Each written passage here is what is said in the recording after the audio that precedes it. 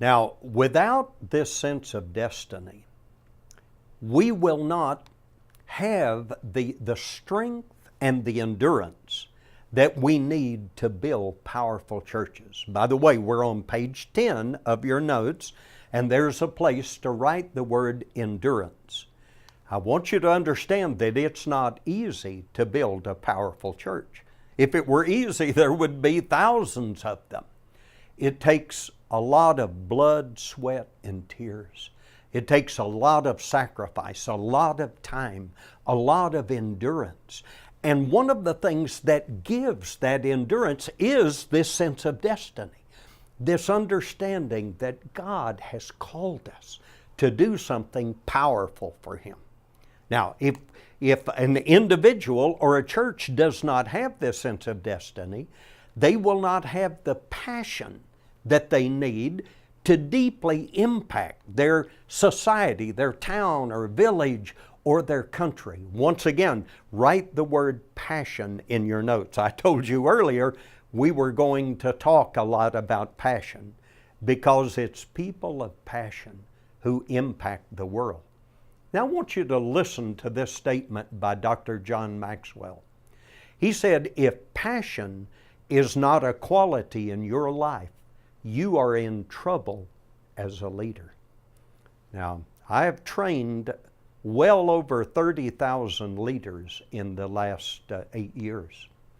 Many of them are in trouble because they do not have this deep passion within them.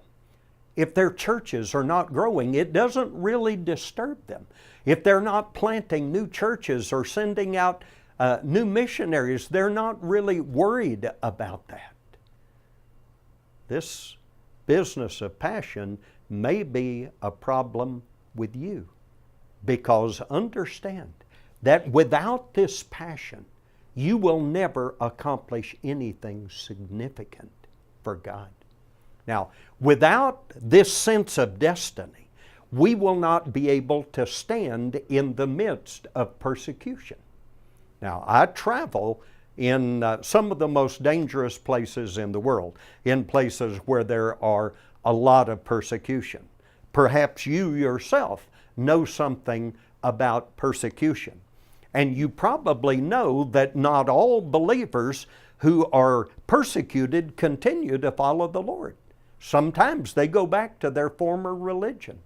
Sometimes pastors stop pastoring when they are persecuted. One of the things that enables us to stand in the midst of persecution is this sense of destiny. Now, you will remember Jesus told us this would not be easy. Remember Luke chapter 21, verses 12 and 13? Jesus told His followers, they will lay hands on you and persecute you. They will deliver you up to prison. But this will be your opportunity to witness. Another thing that will happen without this sense of destiny is that we will not be able to attract and keep good leaders in our ministry. Take the time to write the word attract in your notes. Now, I've been a senior pastor for a long time, and I know what happens with pastors. I know that many times a pastor will find a young man and he will think he has the potential to be a great leader.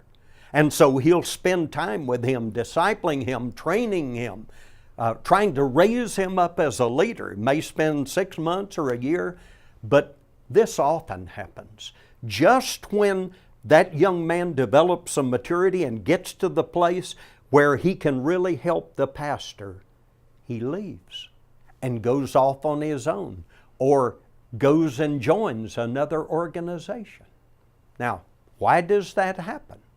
Well, that's not an easy question to answer. There may be a number of reasons why it happens, but I'll tell you one reason it happens. Because when that young leader looks into the eyes of his pastor, he sees just an ordinary man. A man with a limited vision, a man that has no passion to change the world, and he wants to be a part of something significant. So, let me ask you a question. what do people see when they look into your eyes? Do they see just an ordinary person? Or do they see someone that is pregnant with a vision? Somebody who has a passion to change the world? That's an important question.